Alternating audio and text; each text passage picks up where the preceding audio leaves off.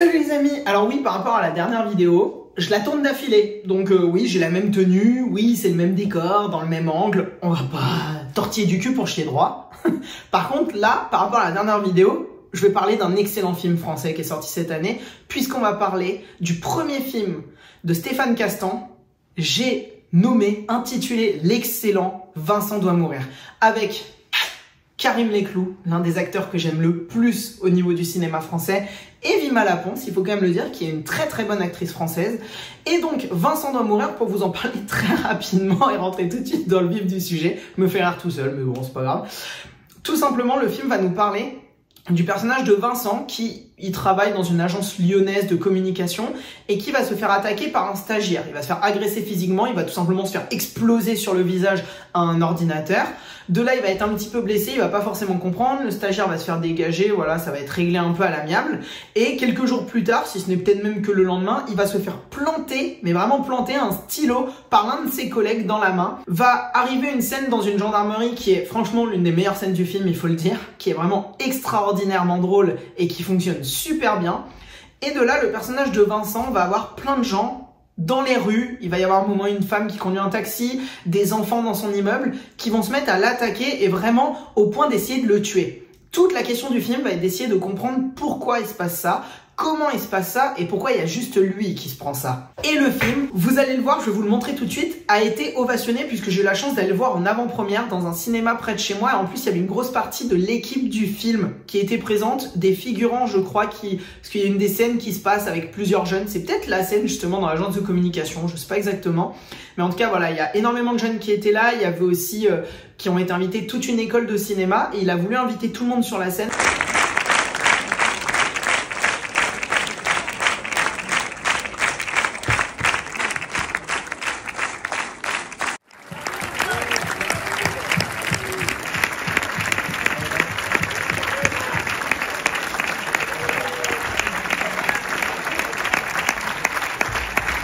Vous voyez, j'ai pu également rencontrer le réalisateur qui a parlé de son film et Karim Leclou. Oui, j'ai rencontré Karim Leclou et j'ai fait dédicacer mes deux Blu-ray de la série Hippocrate. Voyez Hippocrate, c'est vraiment Hippocrate, c'est la meilleure série française qui existe. C'est extraordinaire sur le monde médical avec un Karim Leclou que j'ai découvert là-dedans il y a quelques années qui est extraordinaire et le gars est génial. Vraiment Karim, si tu vois cette vidéo, je t'aime. Voilà, j'ai pas autre chose à dire. T'es l'un des meilleurs acteurs français. Continue comme ça. C'est tout ce que j'ai envie de te dire.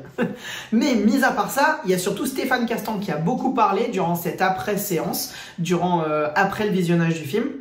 Et il nous avait déjà averti, et j'ai envie de vous dire la même chose que lui, donc je vais reprendre ses mots, je vais paraphraser. Il nous avait dit, vous allez voir un film qui commence comme une comédie, qui continue sur une magnifique histoire d'amour et qui termine comme un film de zombies.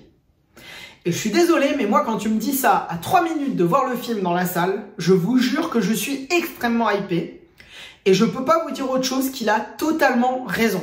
Le film commence avec humour sur tous ces questionnements, comme je vous l'ai résumé avant, de pourquoi il se fait attaquer, etc. Les scènes sont vraiment drôles, jusqu'à une grande scène qui se passe à l'arrière d'une maison.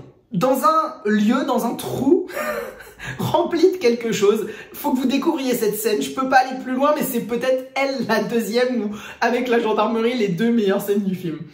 Et ensuite, le personnage de Vincent va rencontrer le personnage de Vima Laponce. Et là, on va effectivement être sur une vraie histoire d'amour liée à cette histoire, qu'on va aller beaucoup plus en profondeur, qu'on va là, à partir de maintenant, comprendre et connaître pourquoi il se passe tous ces événements.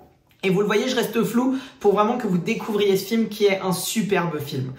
Et ça termine vraiment en film de zombie, il a totalement raison, une grande scène monumentale, comme on sait en faire dans le cinéma français en fait, où vraiment là, il va reprendre les codes du film de zombie, les codes du film de traque, d'attaque, et on va vraiment avoir cette grande scène sur une autoroute qui va conclure le film pour terminer un petit peu sur de l'onirisme et sur de l'espoir, mais de l'espoir un peu morbide, vous découvrirez, ou en tout cas un espoir où on sent qu'à tout moment ça peut vite sombrer. Mais en tout cas voilà, le film nous fait passer par énormément d'émotions, il y a beaucoup de retournements de situation.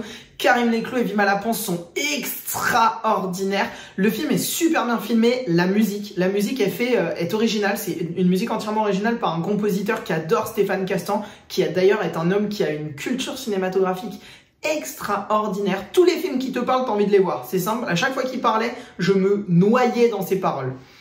Mais bon, je vais arrêter de faire le fanatique et je vais plutôt vous parler du film. La musique aussi est superbe, vous entendez un gros extrait de la musique principale dans la bande-annonce pour ceux qui l'ont vu, mais découvrez le film, ça marche super bien, il y a d'autres rythmes à plusieurs moments.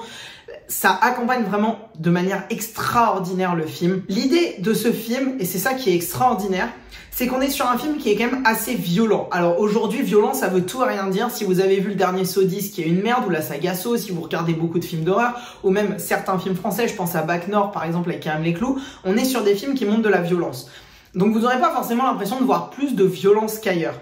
Mais on est sur un film qui traite du sujet de la violence et de l'utilisation de la violence. Et ce qui est le plus fou, c'est que malgré toutes ces scènes et tous ces moments qui arrivent au personnage de Karim Leclou ou aux autres personnages qui vont tourner autour de lui, et ben les scènes qu'on va voir les plus violentes, c'est toutes les scènes d'information qui ne proviennent pas du film.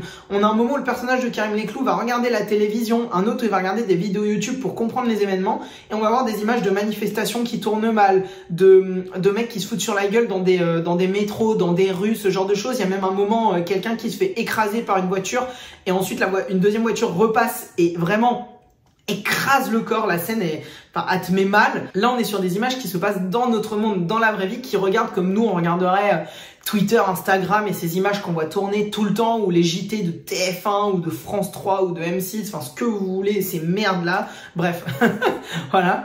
Mais tout ça pour dire que le film a un vrai traitement de la violence. Au final, les images les plus violentes qu'on voit, c'est pas celles créées par le film, mais c'est celles prises de notre monde pour illustrer le film. Et c'est ça en fait qui est très très fort, et c'est cette subtilité d'écriture que vous allez recenser et que vous allez retrouver dans énormément de choses.